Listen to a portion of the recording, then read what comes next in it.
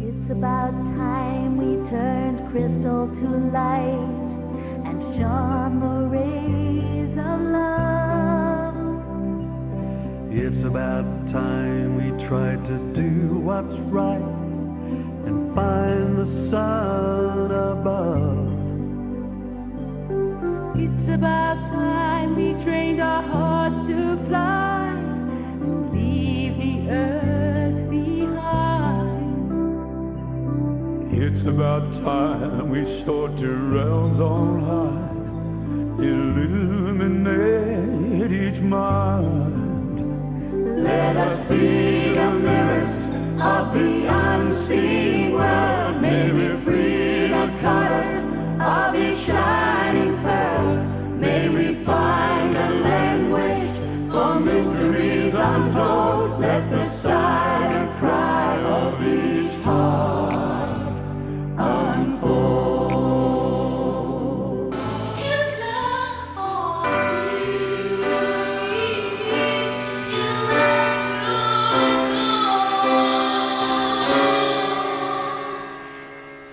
Welcome to Baha'i on Air. We're recording this at the Baha'i Arts and Spirituality Conference in Rotorua. We're going to be talking to Kirsten Zemke White.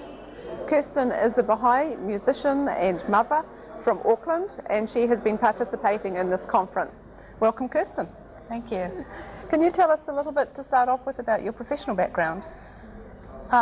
You know, it's funny, as a musician, you never feel professional. You never get any place that you feel good enough. It's once you realize you don't have another job and that's your job that you're a professional musician, because it's the sort of thing, you know, you would do for free. I'm currently studying.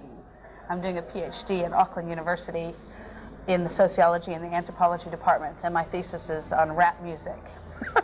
Well, not only is it fun, but no, rap it allows me to talk about a lot of issues that are important to me as a Baha'i as well, in that I get to talk about youth, about racism. I'm talking a lot about New Zealand rap, so about maintaining traditional cultures, about youth sort of adopting cultures outside, globalization. Rap music deals with crime. There's a lot of sexism in rap music, so I get to talk about equality of men and women, which is another pet topic of mine.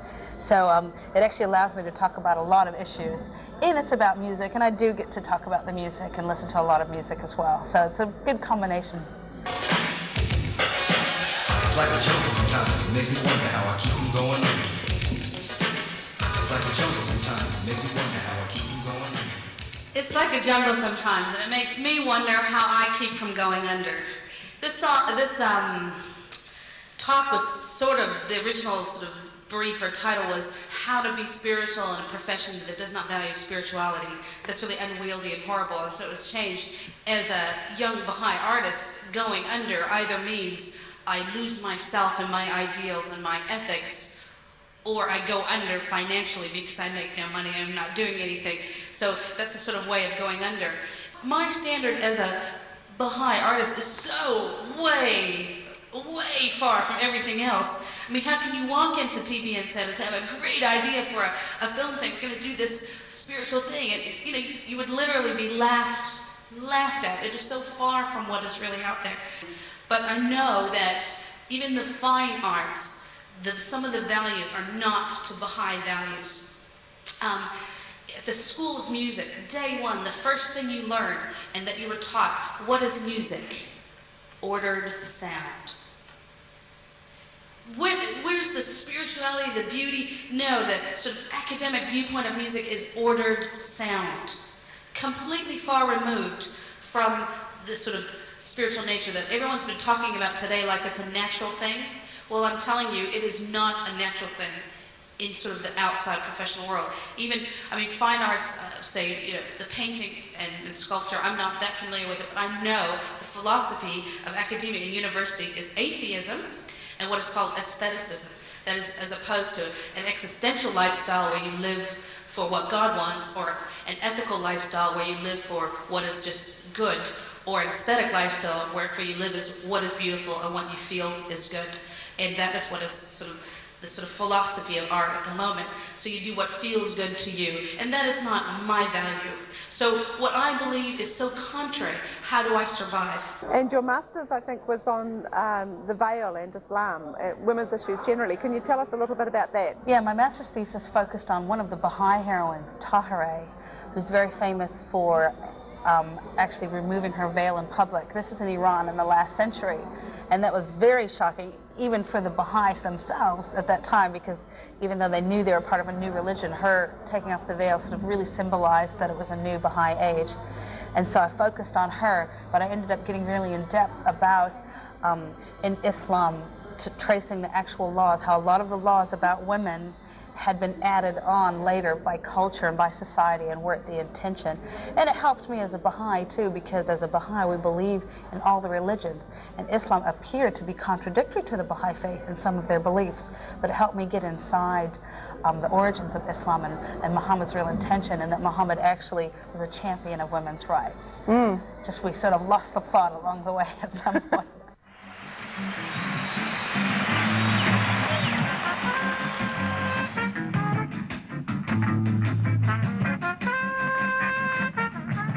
Music is a ladder by which souls may ascend unto the realm on high. And we felt a bit of that here, uplifting our souls. His music touched our hearts, given us joy and exuberance. He's touched our minds with his innovations in harmony and melody, and he'll be a permanent part of the study of the evolution of music and jazz. He's touched our lives, the fact that here, on the other side of the planet, there's people here gathered to honor this man. He's touched our souls more than with his music, but with his personality, his joy, his laughter, his love for children. And these elements of his personality and his soul have also permeated his music, and we felt that. So now I'm going to sing a Baha'i prayer, and I'm going to sing it in the style of American gospel music in honor of where Dizzy's from, and it's also where his music is from.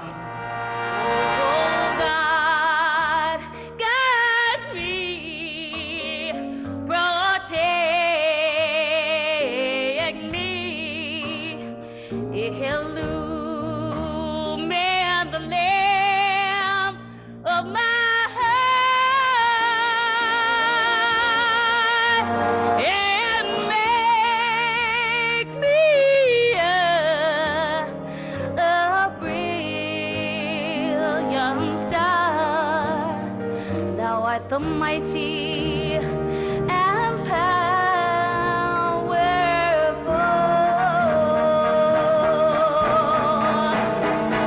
Oh God, guide me, protect me, illumine the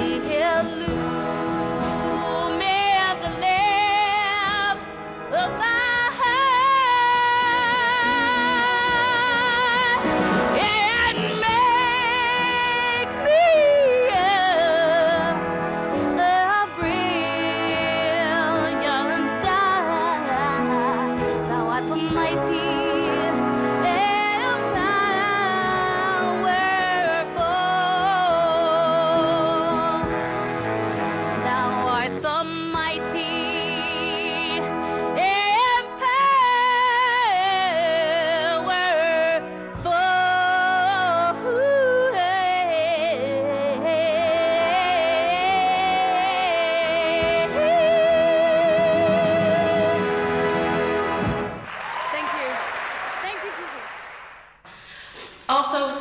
sort of capitalist world that we live in, everything is money, it's for sale. And under a capitalist worldview, you know, the more money you make, the better. So these people, under their worldview, are doing very well. That's why we get a lot of sex in our pop music, because sex is one of those LCMs, lowest common denominator. Everybody wants to have sex. So it is sort of a universal that you can sell millions of albums. But this is not my value. This is not my value of what art and creation is. And as you know, a lot of people are talking today, that's not theirs either. Now, art sort of somewhere used to be spiritual. I think one reason art connects so well with spirituality is in that spirituality is a hard thing to talk about, but it's a lot easier to sing about it. And it's a lot easier to paint about or to write a poem about. Sometimes that's easier to describe. And I think that's why art and spirituality have made such a good marriage. In the Native Americans, songs, art were used for healing because it was believed illness was connected with the spirit world. And so art, using song or with sand paintings, was a way to actually heal the physical body because art was a connection to the spiritual world. So art and spirituality were always connected. Kirsten, I know you're a Kiwi, but you sure as heck don't sound like one. I do. Well, I grew up in the United States. My parents were from the United States, but I moved here when I was a teenager, and I drink milk in my tea, and I have Marmite on my toast, and I have New Zealand citizenship, so I really am a New Zealander. I went to high school here. I went to university here. My parents actually moved here for sort of artistic and spiritual reasons. My father was a filmmaker. He was a Baha'i. He was unsatisfied with working in the film industry the way it was, and those are some part of the reasons why we moved here. So it's even linked to my art. And part of being a Baha'i is we believe the earth is but one country and mankind is citizens. And by being with Baha'is and living in different places, you can truly understand that experience and make brothers and sisters in different lands. So it's been so great living in New Zealand, especially being with the Pacific Island Māori people here, and I've worked a lot with the youth and been with them and really tried to live that principle of the equality of races and have it be a part of my life. And the accent, well, I can't get rid of it. Okay, and your whole family, I think, has done quite a lot of travelling around, not just the Pacific, but right around the world. Yeah, as a family of 5. Yeah, we used to sing together as a little family. Hopefully there's no footage that you can cut to of that. When we were young. And we traveled through Europe, we went to India.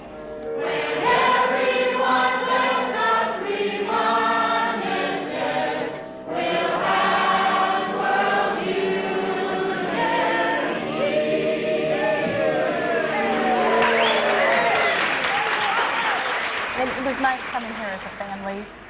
My whole family is still here. We've really incorporated ourselves in New Zealand. And it shows that this music and this Baha'i faith has been a part of my life. I've been trotted out there on stage since we could walk. One thing I'm going to bring up is in Los Angeles, in the Baha'i community, there was a lot of African-American Baha'is, and they really loved the gospel music. And I'm doing a workshop on gospel music here at the conference. And so I grew up with Baha'i gospel music with my mom, a blonde Norwegian, conducting this black gospel choir. And they were so well loved that they were asked to perform at the AME Zion Church, at the African Methodist Episcopalian Zion Church. Wow. And so here's this choir of all different people conducted by a white Norwegian lady singing gospel music, but this was Baha'i gospel music with Baha'i themes and words. And so it just sort of, to me, typifies this sort of really cultural integration that I've grown up with all through my whole life, and that it very much feels part of my life now in New Zealand, but it's been a part from the start. And being a Baha'i has so enriched my life. Some of the things Baha'i artists do that's most fulfilling is our Baha'i work. And for me, was running this youth dance group called YOW, Youth for One World. And we lasted for 10 years, and somehow we ended up traveling to countries all over the world performing. Now, don't ask me why. We didn't make lots of money, and we didn't stay in hotels when we traveled. But we were able to travel to Asia. We've been to the Cook Islands. We've been to Japan. We've been to Australia. We've toured New Zealand. We've done stage shows, or sometimes we've taken small groups and taught other youth. Like 2 of our members went to the Solomon Islands. And we used rap music, dance, drama, comedy to portray some of the Baha'i values. We had songs about the environment. We had songs about the abolition of war. We tried to put the Baha'i values in a way. We were youth, so it was our way of expressing ourselves, and it was a way that particularly appealed to youth as well. And it was interesting performing all over the world. Our music was very specifically to us and to our culture, and yet wherever we went, the youth liked it. They could understand it. Now we have for you folks, we have some wonderful performers, Youth for One World.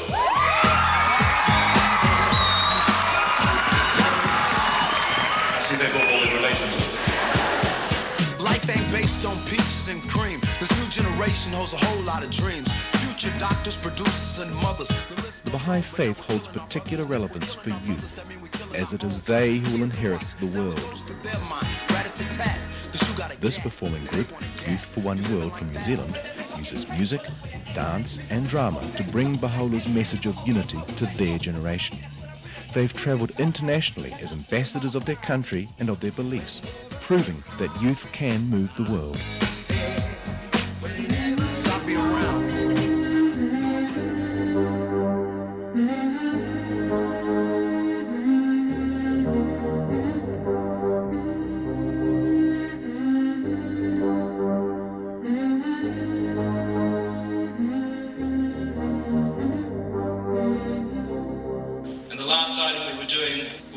Some of the aspects of prayer and devotion.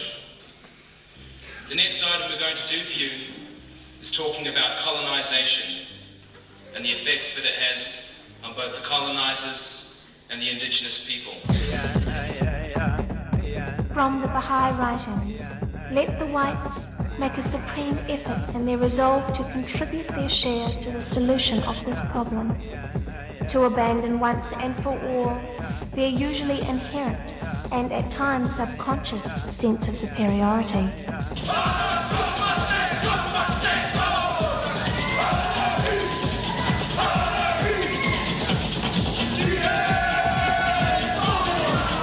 Let the dark races, through a corresponding effort on their part, show by every means in their power the warmth of their response, their readiness to forget the past, and their ability to wipe out every trace of suspicion that may still linger in their hearts and minds. Oh, do you miss that? Oh, yeah. Yeah? Oh, yeah. I've entered in a new creative phase, which is called child rearing. But I'm going to get those little guys on stage soon. Oh, I'm sure you will. But it is creative. It is creative being for kids. Also, Māori carvings, the connection with the ancestors, the connection with spirituality, and a lot of cultures, art and spirituality are related. Western art, the sort of pinnacle of art was the church, because you had painting, you had music, and you had architecture. And like the Sistine Chapel, beautiful paintings, and at the time there was beautiful music written for that. And I believe that the big art form, high art form of this age will be the film.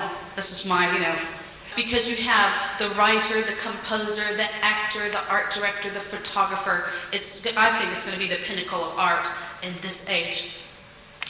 So we lost this value of spirituality. In fact, we've lost it. We're so far from it.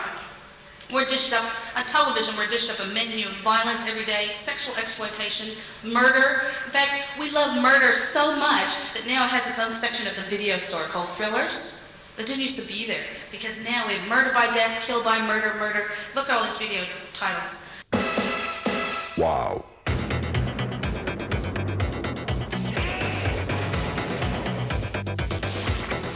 Did it. Done it. Seen it. Hated it.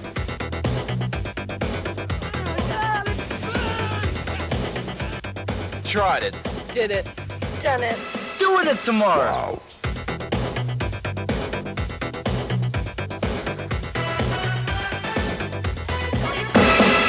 Tried it. Doing it. Did it.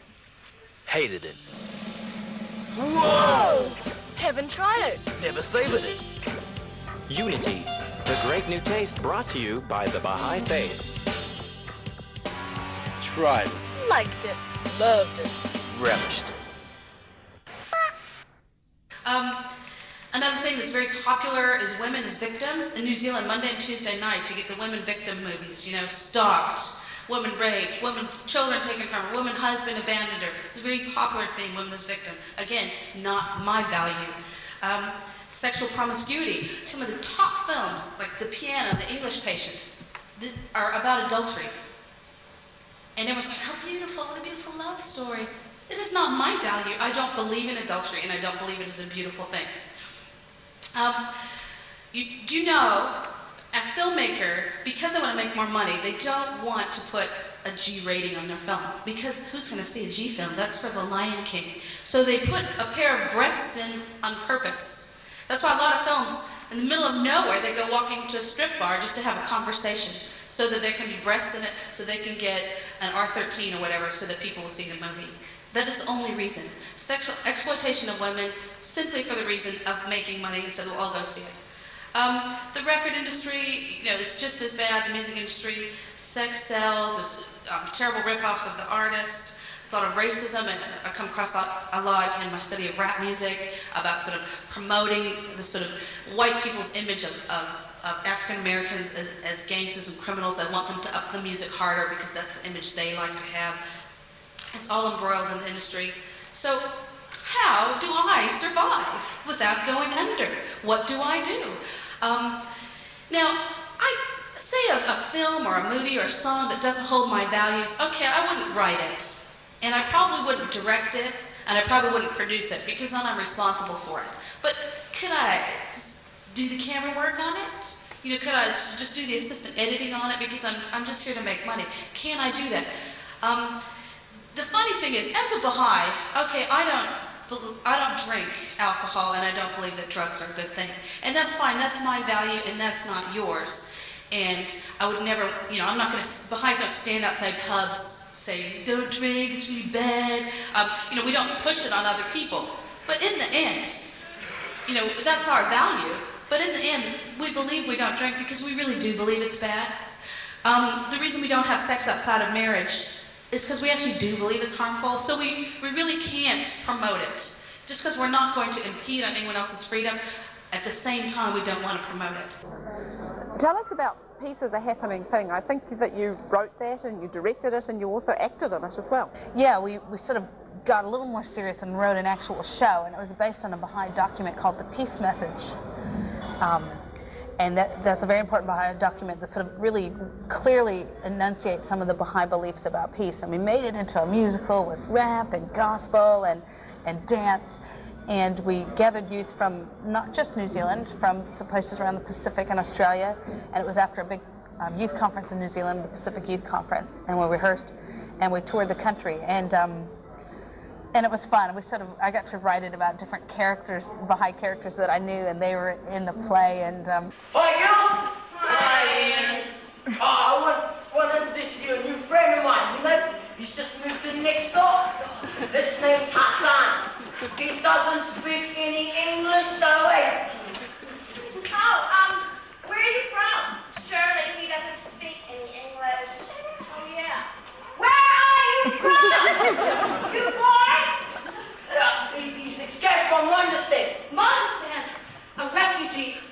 I bet he's been the victim of horrible oppressions since he was a tender babe. His only education was the gun that he carried for freedom. I love that. Each culture's lost to technology, slaves to the dollar, victims of ecology, dignity, pride, 1,000 years lost, superstition, aggression. What's the cause? What's the cause, homeboys? What's the cause of asking you? Of what's right and wrong. But we'll work together to put you where you belong.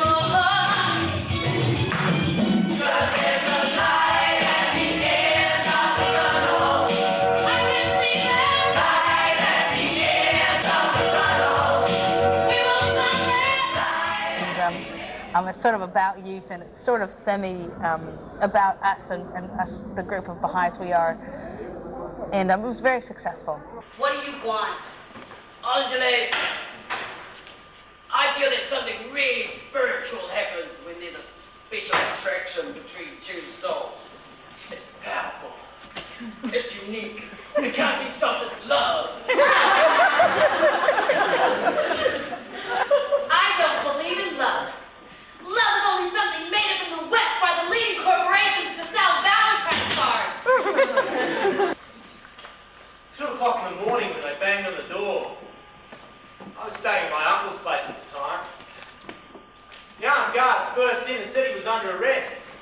My aunt didn't cry, even though she knew she probably wouldn't see him again. For 3 months we heard no word. He had a strong feeling for peace and the oneness of mankind. This made him a target for the guards. The government classified him as an enemy of the state just because he wrote to friends around the world. He was hanged and 24th of June, 4 years ago.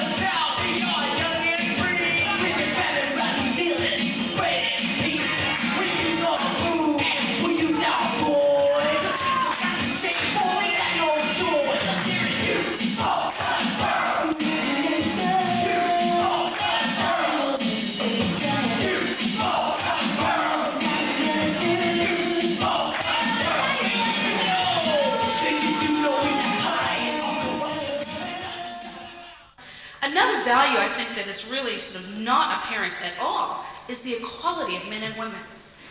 In a lot of our films and our songs, and it's so contrary to what I believe. I'm going to use the example of Disney. You know, they look so nice, these movies, and I always use this example of The Lion King. I've watched it about 1 billion times, but so it's under my scrutiny daily. They've made this sort of girl character lion really tough and cool, and every time she plays with the Lion King boy, she sort of gets him down and pins him down, and so they've tried to make this sort of 90s female character. But in the end of the movie, she hurts her paw and has to be saved. I hate that. Jurassic Park. You know, the female character, she was a scientist, she was really hard out, she stuck her hand in Triceratops' dung and pus, you know, she was cool, and in the end, she hurt her leg and limped and had to be saved. So it's still not my value of equality of men and women. I don't believe women need to be saved. We have the Spice Girls, girl power, by wearing the skimpiest outfits, by being an example of 5 male fantasy types, and you know, and singing sort of silly songs. So they're pretending to believe in the equality of men and women, and they do not. Elle Macpherson comes out and says, "I'm a feminist," and then poses for Playboy. So I think the equality of men and women value is an important value to look at in our art. The male is universal. That's why The Lion King had to be a boy lion, because if he was a girl lion, it would be a girl's movie. But if he's a boy lion, everyone can relate to boys, because little girls have to have boy heroes. And you know, in Winnie the Pooh, they are all guys. Roo, Eeyore, Tigger. The only female is Kanga, and she's the motherly character. You know, so because men are universal and girls are something special, and they believe that young girls will be able to relate to male characters. Let us be the mirrors of the unseen world. If you would like to learn more about the Baha'i Faith, please phone 0800 224247 or 0800 Baha'is. Mysteries untold, let the silent cry